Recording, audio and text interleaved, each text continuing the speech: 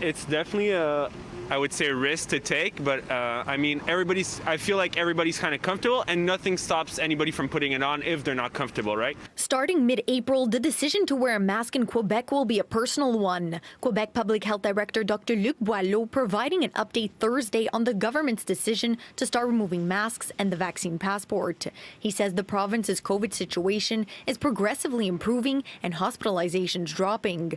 Measures will be lifted even sooner than planned. The epidemiological situation reveals us that at least a third of Quebecers have experienced Omicron, and it's probably 40%, and maybe at the end of March or April it will be close to half of the population. On Wednesday, the government announced that face mask requirements in public places except public transportation will be lifted by mid-April. The plan is to wait until May before removing them on public transit, since people are often crowded together and have no control over managing their personal risk.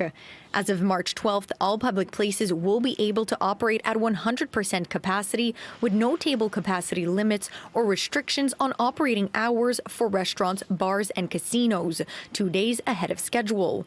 That means that the Habs and Seattle game at the Bell Center March 12th will be for the first time in a long time at full capacity with no vaccine passport, as that too will be dropped that same day. The news being greeted by Quebecers with cautious optimism. As long as people keep safe measures in place and are responsible, I think it's a good idea. Yay! Yeah, because at least we're going back to slightly normal. I don't know. Like, it's a good thing for some people and a bad thing for other people, but it doesn't really matter for me. Boileau says they are keeping a close eye on any possible changes after spring break. The rules concerning isolation and quarantine will remain in place. Masks will remain in hospitals and long-term care homes. The government also announcing that 220,000 doses of Novavax will soon arrive, providing an additional vaccine option for those hesitant to get an mRNA vaccine. While the news is positive, Boileau says we need to remain vigilant and prepared if another variant strikes.